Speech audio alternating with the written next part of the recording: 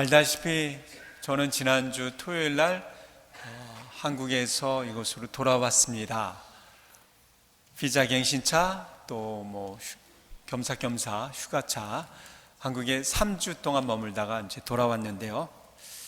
그리고 이제 일주일 지났는데 저는 이곳에 와서 처음에 올 때서부터 시차가 없다라고 생각하고 시차를 별로 느끼지 못하고 제가 시차를 영향을 받지 않고 살고 있다라는 생각을 많이 했었습니다.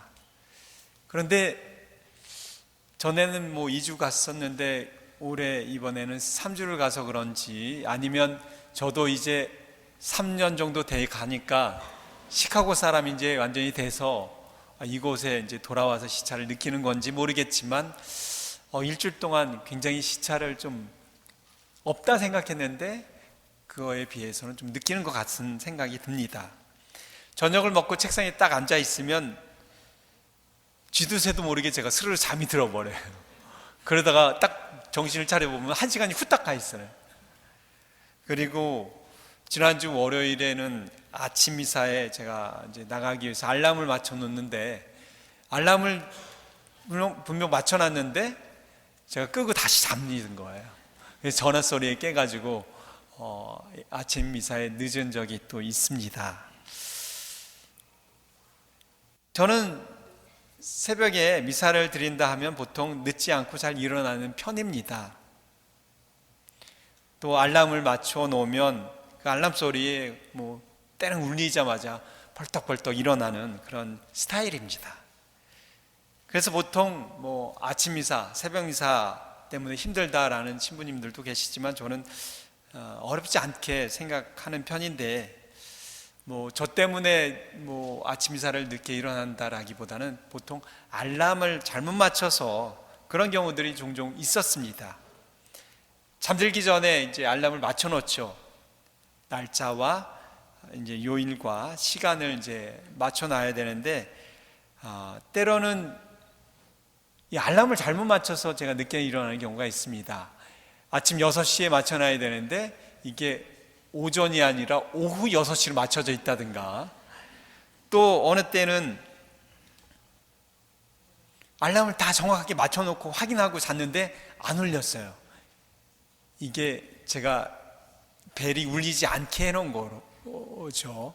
그래서 다 맞춰놨다고 생각했는데 그걸 꺼놓고 잔 셈이 돼서 못 일어나든가 그런 경우가 있습니다. 전에는 이곳에 와서 그런 적이 있었죠. 썸머타임이 적용되기 때문에 제가 일부러 요즘에는 이제 알람을 시계로 하지 않고 이제 다 셀폰으로 맞춰놓고 자잖아요.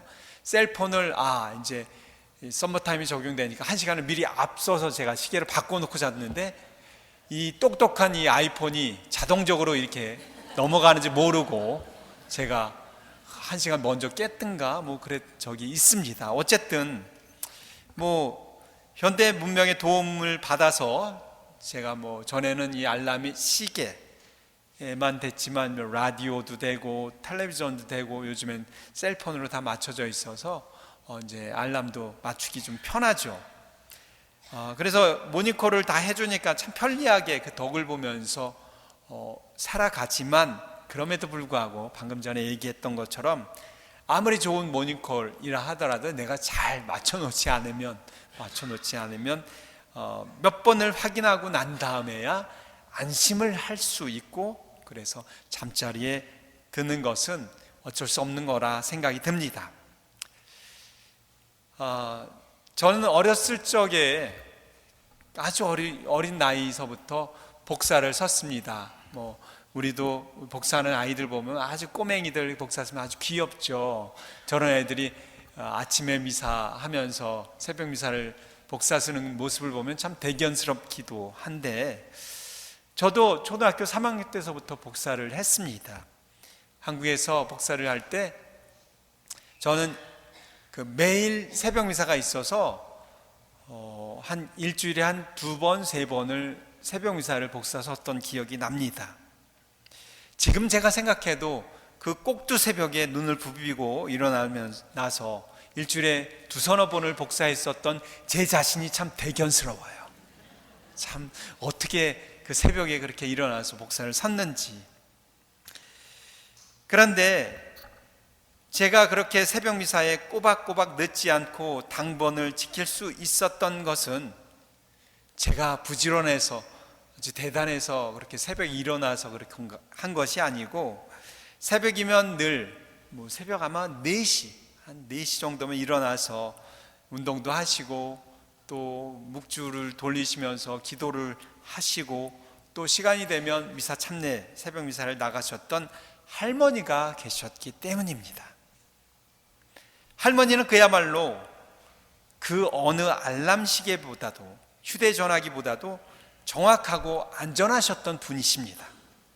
제가 할머니, 저 내일 새벽 미사 복사예요 라고 그 말 한마디로 할머니에게 입력만 시키면 영락없이 저를 안전하게 깨워주시는 그러한 든든한 할머니 덕분에 새벽 미사 당번이 주어져도 저는 걱정이 없었습니다.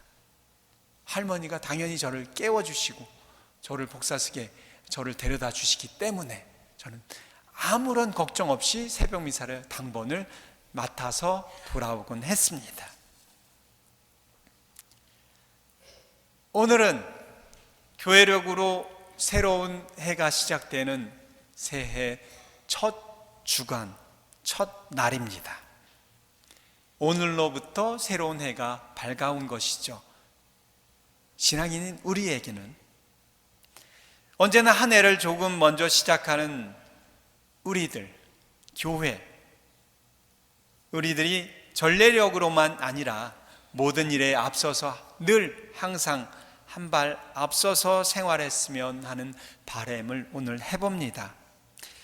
새해를 맞으면서 오늘 복음 안에서 주님께서는 우리들에게 늘 깨어 있어라 라는 그런 말씀을 들려주십니다. 이 말은 어원적으로 인간의 처신에 관심을 갖는 지혜 문학 안에서 지혜와 명철을 찾고 주목하는 인간의 구체적인 행동 묘사일 때 사용을 한다라고 성서 사전이 이야기해 줍니다. 그렇다면 늘 깨어 있어라 라고 하신 주님의 말씀은 무슨 뜻일까? 무슨 의미일까?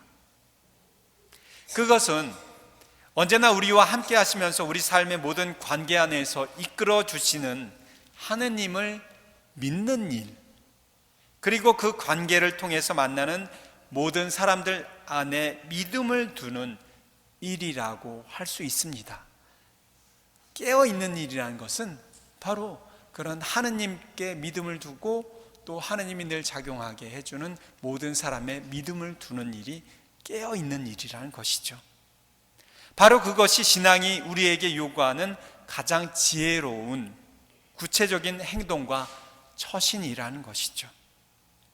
그러나 우리는 세상사에 지치고 힘들어서 때로는 모든 관계 안에서 상처받고 어려워서 이런 자세에서 벗어나 일상을 늘 불신에 몽롱한 상태에서 비몽사몽 지내거나 또 걱정에 불안의 상태에서 지내게 됩니다.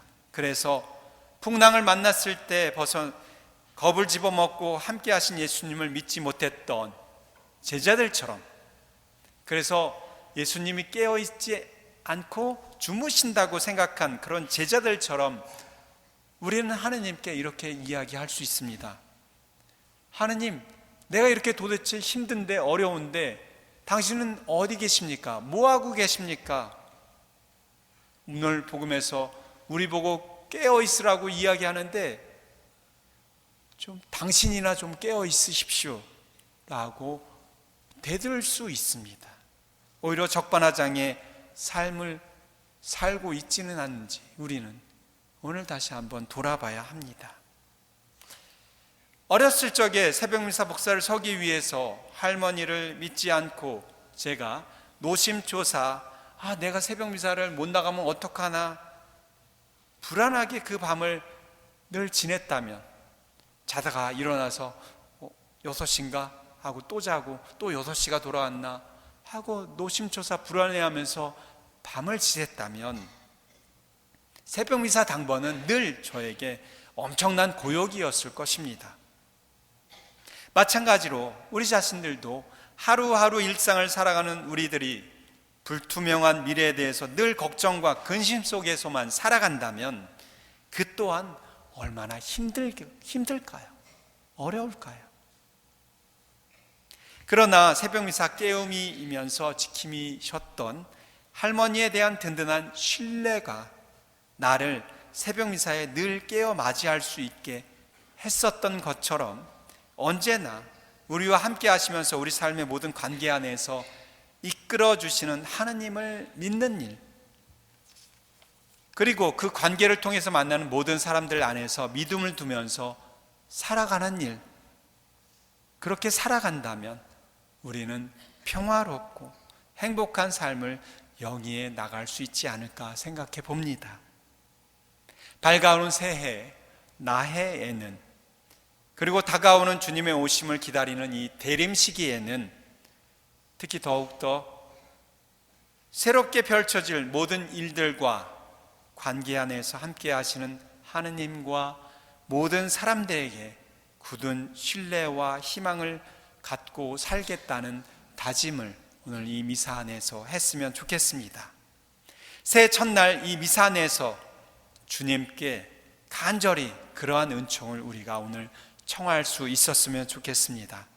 그래서 오늘 복음을 통해서 주님께서는 우리가 우리 삶의 깨우미와 지킴이의 역할을 다 하라고 새해 첫날부터 우리에게 덕담을 들려주시는 것이 아닌가 싶습니다. 오늘 우리는 새해를 맞이해서 주님께 새해 인사를 드립니다. 주님, 새해 복 많이 받으십시오. 주님께서는 우리에게 덕담을 들려주십니다. 오냐, 올해는 늘 깨어 있어라. 아멘.